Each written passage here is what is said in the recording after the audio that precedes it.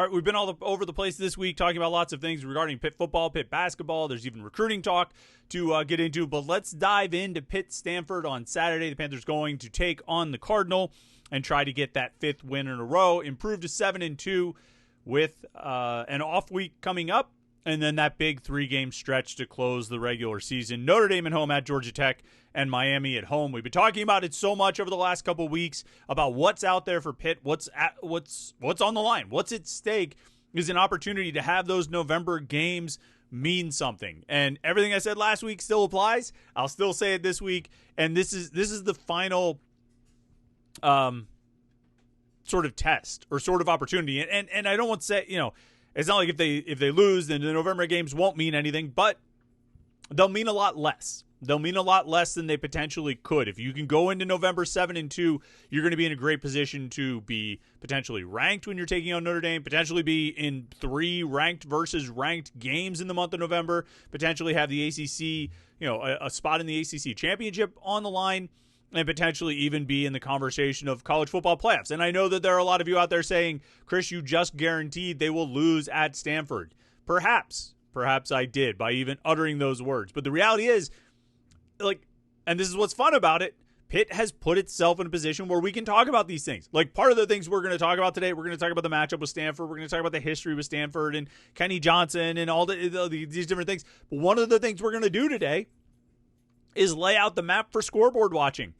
The games in the ACC you need to pay attention to. The games in college football that you should pay attention to that are relevant for Pitt, provided they take care of business on Saturday. So we're going to set that table now, and we'll see if Pitt chooses to sit down and get something to eat. But mostly we're previewing Pitt-Stanford, getting you ready for that game. It's a big one, 3:30 Eastern Time, 12:30 local time. We had a big article on Panther-Lair.com yesterday about how exactly Pitt is preparing to approach that time change, and I think they've got a pretty good plan based on what they've learned from other schools. So we'll talk about that. We'll talk about this game. We'll talk about Kenny Johnson. We'll talk about what might be, what might determine this game, some of the matchups to watch, and what we're looking for. So lots of Pitt-Stanford talk here on the Thursday edition of the Morning Pitt. YouTube.com/Panther-Lair.com.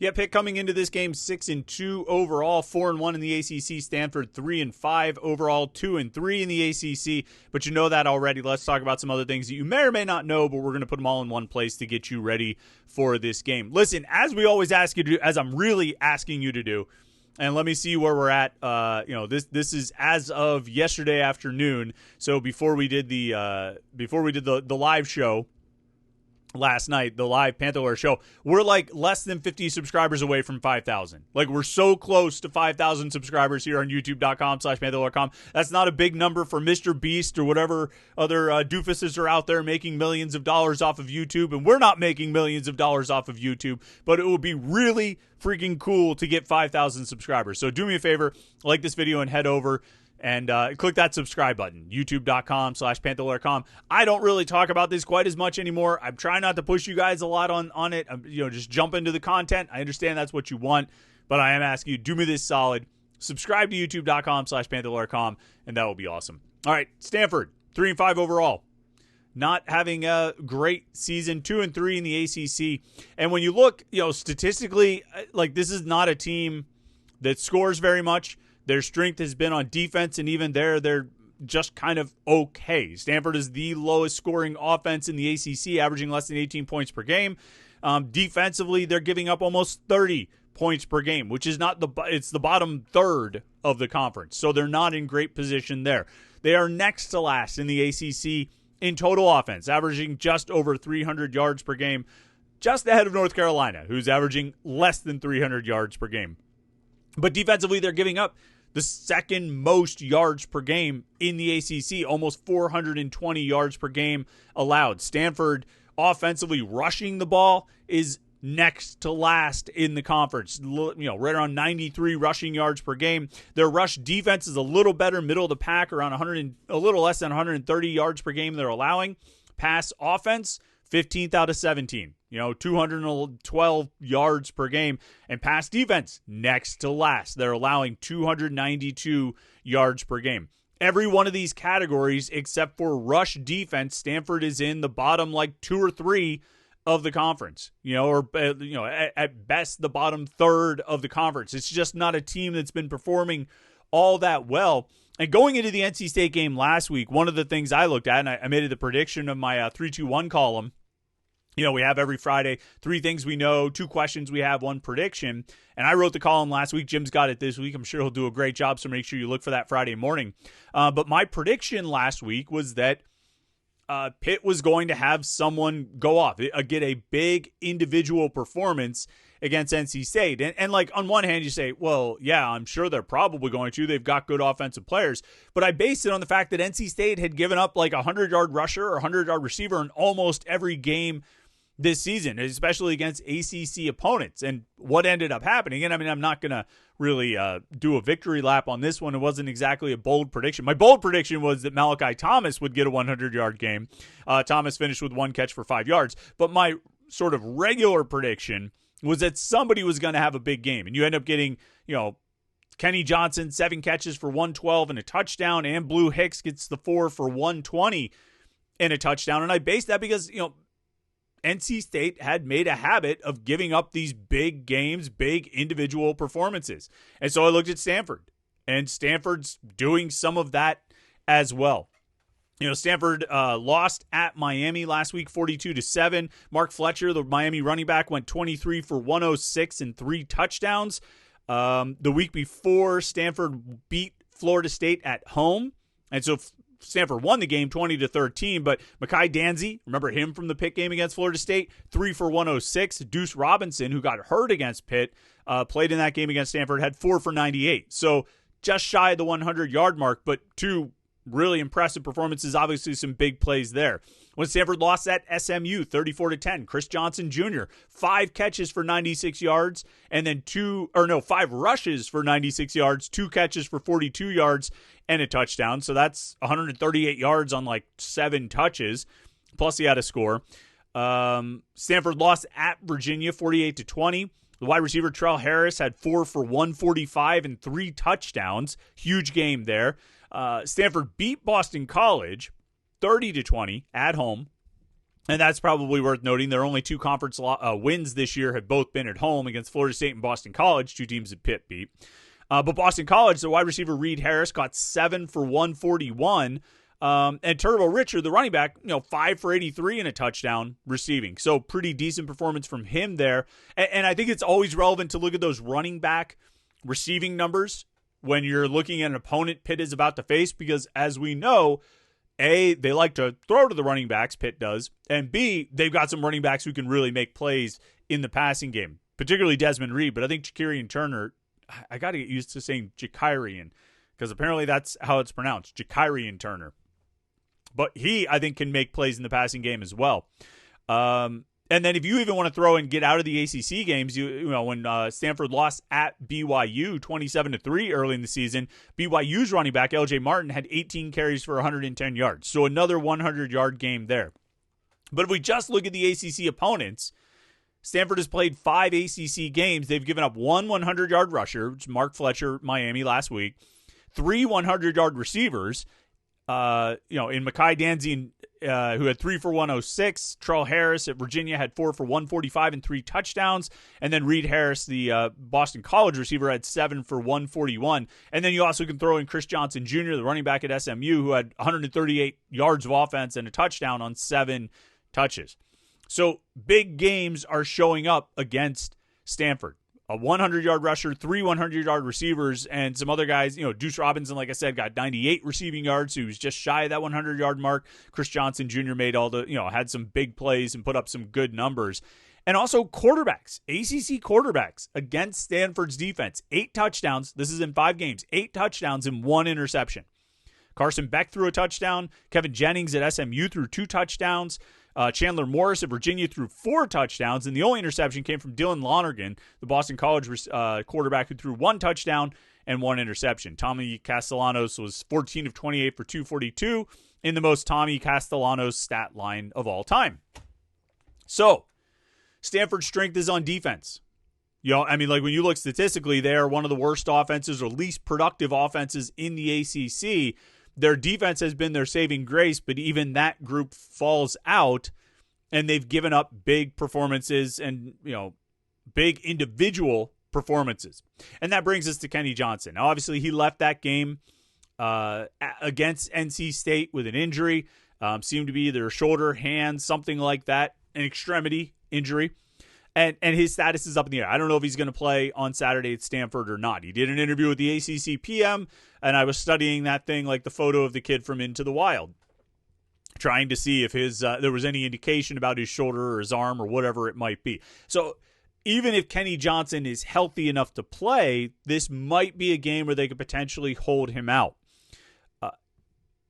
If he plays, though, he's got a chance to have one of the better 5-game streaks we've seen from a Pitt player, really, dating back, or from a Pitt receiver, I would say, dating back to Jordan Addison. Like I was looking, so right now, Kenny Johnson over the last 4 games, which is perhaps not coincidentally since Mason Heinchel took over as starting quarterback, Kenny Johnson has 21 catches for 325 yards and 2 touchdowns, and a punt return touchdown. But let's just focus on offense. 21 for 325 and 2 touchdowns. You look back over some 4-game stretches that other receivers have had. Now, Konate Mumpfield last year had a 4-game stretch against Cincinnati, West Virginia, Youngstown State, and UNC when he had 370 yards and 2 touchdowns on 18 catches. So a couple fewer catches than Johnson currently has, more yards than Johnson currently has. You could go back to Bub Means in 2023. Louisville, Wake Forest, Notre Dame, Florida State. He had 23 for 341 and 3 touchdowns. So compared to Kenny Johnson's 4-game streak, that's better. He has more catches, more yards, more touchdowns. Jared Wayne finished the regular season. Syracuse, Virginia, Duke, Miami. He had 23 for 440 and 4. So more catches, more yards by 100 plus over what Kenny Johnson's got right now, and double the touchdowns. But of course, he had 11 for 205 and 3 touchdowns at Miami. That was a bit of a, they put their thumb on the scale with that one. Jordan Addison in 2021 is the standard bearer there. I mean, he had 2 stretches where he was just dominant, but really it's the Miami, Duke, North Carolina, Virginia stretch of 4 games where he caught 35 passes for 602 yards and 5 touchdowns. 4 games, 600 yards and 5 touchdowns. So we're talking about Kenny Johnson being like really good, playing at a really high level right now. And in 4 games, Kenny Johnson has 325 yards and 2 touchdowns. Jordan Addison in that 4-game stretch in 2021 had almost double the yards and more than double the touchdowns. So it's funny. I think about Kenny Johnson, being on a real heater for Pitt receivers, but there's a lot of, Bub Means, Konate Mumpfield, Jared Wayne, Jordan Addison all outperformed what Johnson has done in these last 4 games. But if you stretch it out to 5 games, he's not going to catch Jordan Addison, but he could be pretty competitive and surpass what Konate Mumpfield did last year in a 5-game stretch.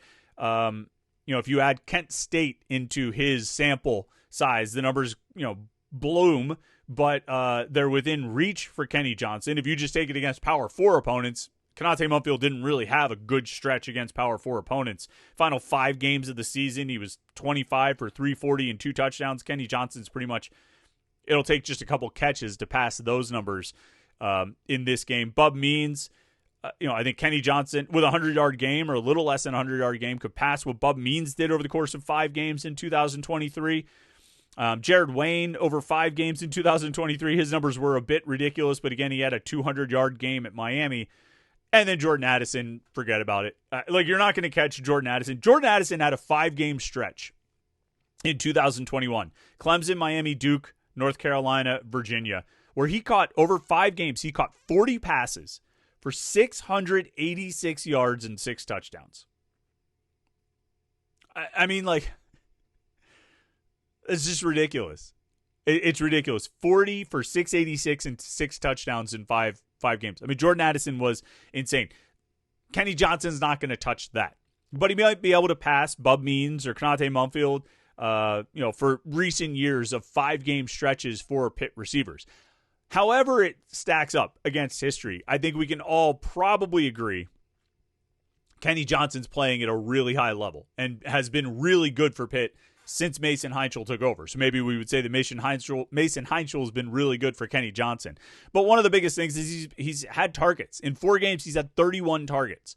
And, how many times did we say over the last couple of years, the thing you need to do is get targets for Kenny Johnson. Get him the ball. Feed Kenny Johnson because he's a good receiver who should get a lot of targets. Well, they're doing it, and he's emerging as a legit big-time receiver. 2 100-yard games in these 4 games, and just outstanding performances overall. So Kenny Johnson is one. If he plays, I think he's going to have a big game here. And I tell you what, given what some of these guys have done, now Raphael Williams is not Mekhi Danzy, he's not Deuce Robinson, but I could see, if Kenny Johnson doesn't play, I could see Raphael Williams having a monster game on Saturday. In addition to Des Reed, assuming, look, there's a certain reality that I think you don't want to overlook opponents. But if you can get away with either playing Reed and Johnson minimal snaps or none at all and still win, okay. That's not the worst thing. But you don't want to send the message to your team oh, we don't care. We think we can beat these guys without, 2 of our top offensive weapons. But you also, if you can get out of this, with minimal participation, minimal wear and tear on those guys and still win and go into this off week at 7-2 with those, with Reed and Johnson having the off week plus, just a little bit of work at Stanford and be as fresh as they possibly can going into that November stretch run, that would seem to be ideal, I would think. Looking over Pitt's history of going to the Pacific time zone, just a quick kind of history lesson here. Pitt's actually played 21 regular season games in the Pacific time zone, dating back to, what's the earliest one that I have on my list here? 1935. 1935 is when they first, but they haven't played a regular season game in the Pacific time zone since 1979 when they played at Washington. All told, they are 8-13 in these games in the Pacific time zone. But again, the most recent game is only a few months younger, happened only a few months after I was born. So it's been a while. What's interesting is they played UCLA 8 times out there. They've played USC 5 times out there. And when you look at these games, say they've played 21 games in the Pacific time zone. Something like 17 of them happened in the 1950s and 1960s.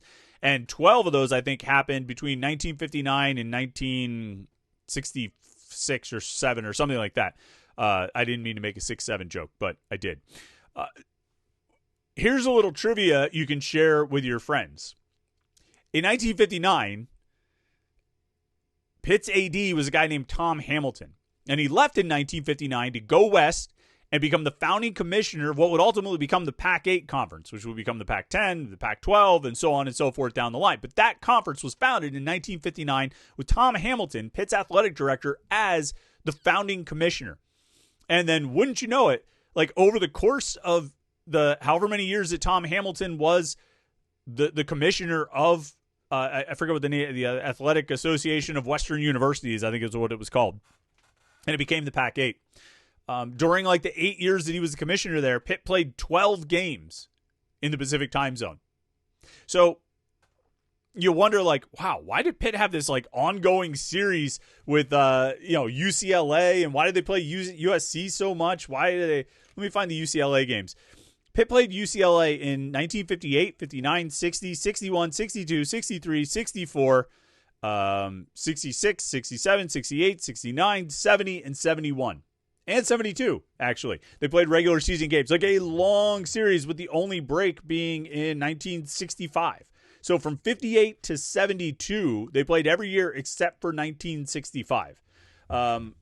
Why? Well, it certainly doesn't hurt that your AD left and went out and became the commissioner of this brand new Western Universities Conference.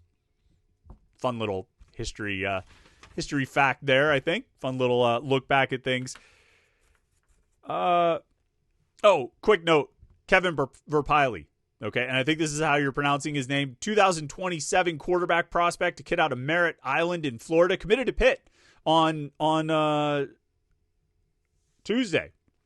He committed Monday night. He made his announcement on Tuesday. I don't mean to bury the lead on this, but Verpiley picked Pitt over offers from FIU, Georgia Southern, Jacksonville State, Kennesaw State, Mercer, Miami of Ohio, Samford, Southeast Missouri State, UMass, and Western Carolina.